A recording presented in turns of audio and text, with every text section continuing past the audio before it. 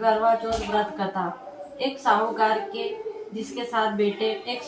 था जिसके 7 बेटे और एक बेटी थी। सातों भाई व एक बहन के साथ बैठकर भोजन कर रहे थे।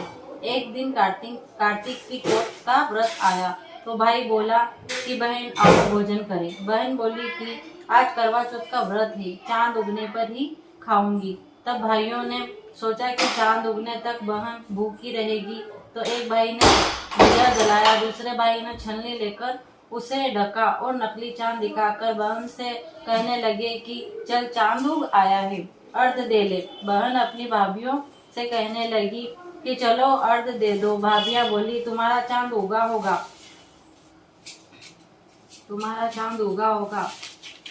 हमारा चांद तो रात को उगेगा। बहन ने जब अकेली अर्घ दे दिया और खाने लगी तो पहले ग्रास में बाल आया, दूसरे ग्रास में कंकड़ आया, तीसरा ग्रास मुंह की ओर किया तो उसके ससुराल से संदेशा आया कि उसका पति बीमार है, जल्दी भेजो। माँ ने जब लड़की को विदा किया तो कहा कि रास्ते में जो भी मिले उसके पाँव लगना और जो कोई सुहाग का आशीष दे उसके पल्ले में गांठ लगाकर उसे कुछ रुपए देना। बहन जब भाइयों से विदा हुई तो रास्ते में जो भी मिला उसने यही आशीष दी कि तुम 7 भाइयों की बहन, तुम्हारे भाई सुखी रहे और तुम उसका सुख देखो।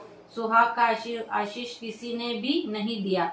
जब वह ससुराल पहुंची तो दरवाजे पर उसकी छोटी ननंद खड़ी थी। वह उसके भी पांव लगी तो उसने कहा कि सुहागिन रहो, सपूती हो।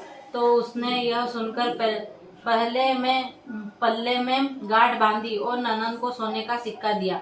तब भीतर गई तो सास ने कहा कि पति धरती पर पड़ा है, तो वह उसके पास जाकर उसकी सेवा करने के लिए बैठ गई। बाद में सास ने दासी के साथ बची खुची रोटी भेज दी। इस प्रकार से समय बीतते बीतते मार्गशीर्ष की चौथ आई तो चौथ माता बोली करवा ले भाइयों की प्यारी करवा ले। लेकिन जब उसे चौथ माता नहीं दिखलाई दी तो वह बोली, हे माता, आपने मुझे उजाड़ा तो आप ही मेरा उद्धार करोगी, आपको मेरा सुहाग देना पड़ेगा। तब उस चौथ माता ने बताया कि पोष की चौथ आएगी, वह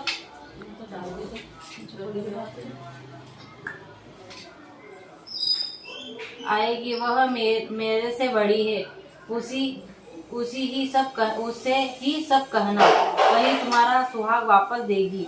पोष की चौथ आकर चली गई, माघ की चली गई, फाल्गुन की चली गई, चैत्र वैशाख जेठ आषाढ़ और श्रावण भादों की सभी चौथ आई और यही कहकर चली गई कि आगे वाली को कहना।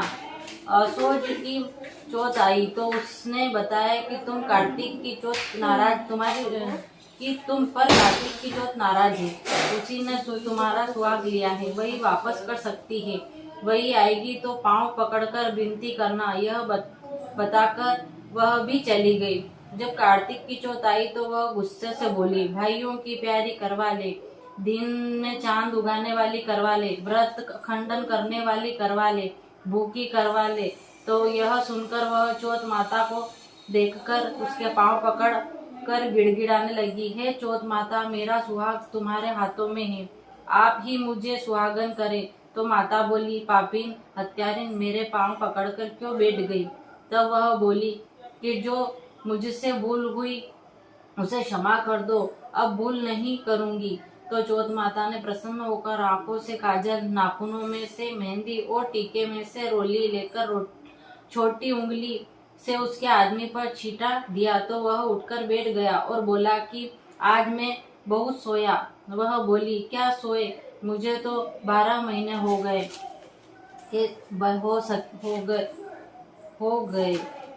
सके। तुम्हारा प्रश्न अति उत्तम है।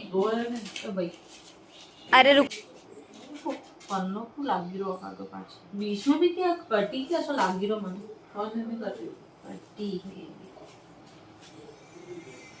नहीं कटी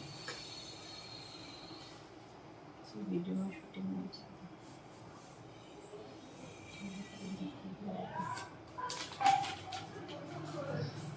अब जाकर चौथ माता ने मेरा सुहाग लौटाया।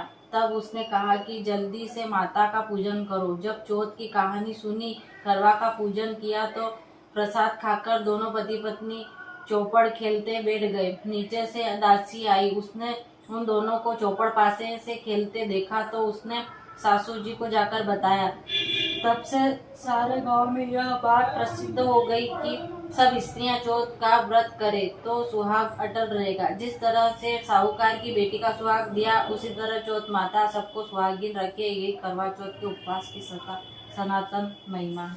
जय चौथ माता, भूल चूक को माफ कर दीजिए।